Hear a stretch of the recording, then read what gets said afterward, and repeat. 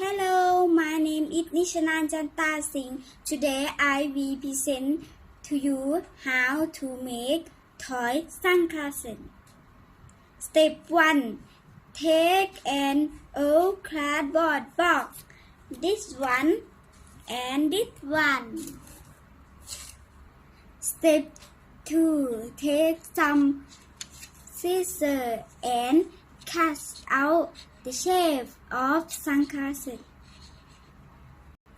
Step 3. Take some clear paper and stick it with glue to the cardboard to make lanes. Step 4. Color the glass. Step 5. Decorate with shape like hearts and circle. This is LOL glass.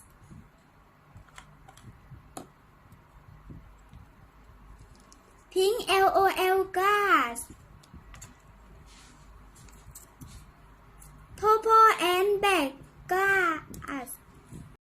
Thank you for watching to my presentation. Goodbye.